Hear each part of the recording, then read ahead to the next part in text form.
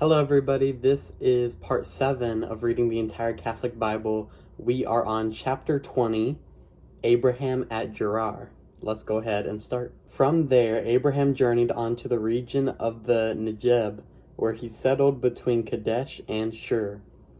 While he resided in Gerar as an alien, Abraham said of his wife Sarah, "She is my sister." So Abimelech, king of Gerar, sent and took Sarah. But God came to Abimelech in a dream one night and said to him, "You are about to die because of the woman you have taken, for she has a husband." Abimelech, who had not approached her, said, "O Lord, would you kill an innocent man? Was he not the one who told me she is my sister? She herself also stated, 'He is my brother.' I acted with pure heart and with clean hands." God answered him in the dream, "Yes, I know you did it with a pure heart. In fact, it was I who kept you from sinning against me. That is why I did not let you touch her. So now return the man's wife so that he may intercede for you, since he is a prophet, that you may live.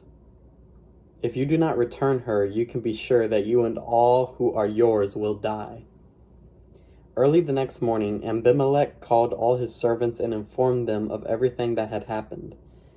And the men were filled with fear. Then Abimelech summoned Abraham and said to him, "What have you done to us? What wrong did I do to you that you would have brought such great guilt on me and my kingdom? You have treated me in an intolerable way. What did you have in mind?" Abimelech asked him, "That you would not do such a thing." Abraham answered, "I thought there would be no fear of God in this place, and so they would kill me on account of my wife. Besides, she really is my sister, but only my father's daughter, not my mother's, and so she became my wife. When God sent me wandering from my father's house, I asked her, 'Would you do me this favor? In whatever place we come to, say, he is my brother.' Then Abimelech took flocks and herds and male and female slaves and gave them to Abraham, and he restored his wife Sarah to him. Then Abimelech said, 'Here my land is at your disposal. Settle wherever you please.' To Sarah he said, 'I hereby give your brother 1,000 shekels of silver. This will preserve your honor before all who are with you and will exonerate you before everyone.' Abraham interceded with God, and God restored health to Abimelech, to his wife, and his maidservants, so that they bore children. For the Lord had closed every womb in Abimelech's household on account of Abraham's wife Sarah. Chapter 21, Birth of Isaac. The Lord took note of Sarah as he had said he would. The Lord did for her as he had promised. Sarah became pregnant and bore Abraham a son in his old age at the set time that God had stated. Abraham gave the name Isaac to his son of his womb Sarah bore him. When his son Isaac was 8 days old, Abraham circumcised him as God had commanded. Abraham was 100 years old when his son Isaac was born to him. Sarah then said, "God has given me cause to laugh, and all who hear of it will laugh at me." Who would ever have told Abraham, she added, that Sarah would nurse children? Yet I have borne him a son in his old age. The child grew and was weaned, and Abraham held a great banquet on the day of the child's weaning. Sarah noticed the son whom Hagar the Egyptian had borne to Abraham playing with her son Isaac. So she demanded of Abraham, "Drive out that slave and her son. No son of that slave is going to share the inheritance with my son Isaac." Abraham was greatly distressed because it concerned a son of his. But God said to Abraham, "Do not be distressed about the boy or about your slave woman. Obey Sarah, no matter what she asks of you, for it is through Isaac that descendants will bear your name. As for the son of the slave woman, I will make a nation of him also, since he too is your offspring." Early the next morning, Abraham got some bread and a skin of water and gave them to Hagar. Then, placing the child on her back, he sent her away. As she roamed aimlessly in the wilderness of Beersheba, the water and skin was used up. So she put the child down under one of the bushes and then went and sat down opposite him, about a bowshot away, for she said to herself, "I cannot watch the child die." As she sat opposite him, she wept aloud. God heard the boy's voice, and God's angel called to Hagar from heaven, "What is the matter, Hagar? Do not fear. God has heard the boy's voice in this plight of his. Get up, lift the boy, and hold him by the hand, for I will make of him a great nation. Then God opened her eyes, and she saw a well of water. She went and filled the skin with water, and then let the boy drink. God was with the boy as he grew up. He lived in the wilderness and became an expert bowman. He lived in the wilderness of Paran. His mother got a wife for him from the land of Egypt, the covenant of Beersheba. At that time, Abimelech, accompanied by Phicol, the commander of his army, said to Abraham, God is with you in everything you do. So now swear to me by God at this place that you will not deal falsely with me or with my progeny and posterity, but will act as loyally toward me and the land in which you reside as I have acted toward you.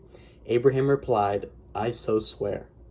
Abraham, however, reproached Abimelech about a well that Abimelech's servants had seized by force. I have no idea who did that, Abimelech replied. In fact, you never told me about it, nor did I ever hear of it until now. Then Abraham took sheep and cattle and gave them to Abimelech, and the two made a covenant. Abraham also set apart the ewe lambs of the flock. The ewe lambs, EWE. And Abimelech asked him, What is the purpose of these 7 ewe lambs that you have set apart? Abraham answered, The 7 ewe lambs you shall accept from me, that you may be my witness that I dug this well. This is why the place is called Beersheba. The two of them took an oath there. When they had thus made the covenant in Beersheba, Abimelech, along with the Phicol, the commander of his army, left to return the land to the Philistines. Abraham planted a tamarisk at Beersheba, and there he invoked by name the Lord, God the Eternal. Abraham resided in the land of the Philistines for a long time. Chapter 22. The Testing of Abraham. Sometime afterward, God put Abraham to the test and said to him, Abraham, here I am, he replied. Then God said, Take your son Isaac, your only one whom you love, and go to the land of Moriah. There offer him up as a burnt offering on one of the heights that I will point out to you. Early the next morning, Abraham saddled his donkey, took with him 2 of his servants and his son Isaac, and after cutting the wood for the burnt offering, set out for the place which God had told him. On the 3rd day, Abraham caught sight of the place from a distance. Abraham said to his servants, Stay here with the donkey while the boy and I go on over there. We will worship and then come back to you. So Abraham took the wood for the burnt offering and laid it on his son Isaac, while he himself carried the fire and the knife. As the two walked on together, Isaac spoke to his father Abraham. Father, he said. Here I am, he replied. Isaac continued, Here are the fire and the wood, but where is the sheep for the burnt offering? My son, Abraham answered, God will provide the sheep for the burnt offering. Then the two walked on together. When they came to the place of which God had told him, Abraham built an altar there and arranged the wood on it. Next he bound his son Isaac and put him on top of the wood on the altar. Then Abraham reached out and took the knife to slaughter his son. But the angel of the Lord called him from heaven, Abraham, Abraham. Here I am, he answered. Do not lay your hand on the boy, said the angel. For now I know that you fear God, since you did not withhold from me your son, your only one. Abraham looked up and saw a single ram caught by its horns in the thicket. So Abraham went and took the ram and offered it up as a burnt offering in place of his son. Abraham named that place Yahweh Yireh. Hence people today say, On the mountain the Lord will provide. A second time the angel of the Lord called to Abraham from heaven and said, I swear by my very self, oracle of the Lord, that because you acted as you did in not withholding from me your son, your only one, I will bless and make your descendants as countless as the stars of the sky and the sands of the seashore. Your descendants will take possession of the gates of their enemies, and in your descendants all the nations of the earth will find blessings because you obeyed my command. Abraham then returned to his servants, and they set out together for Beersheba, where Abraham lived.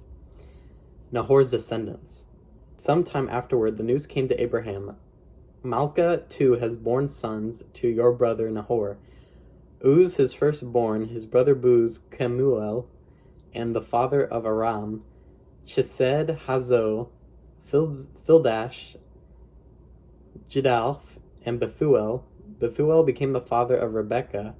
These 8 Milcah bore to Nahor, Abraham's brother, his concubine, whose name was Reumah, also bore children. Teba, Gaham, Tahash, and Makah. And we'll stop there right before chapter 23. I know it was only... Was that 2 chapters or was that 3? Either way, they were really long, so I think that's enough to keep this video from going on too long. Thank you everybody so much for watching. Goodbye.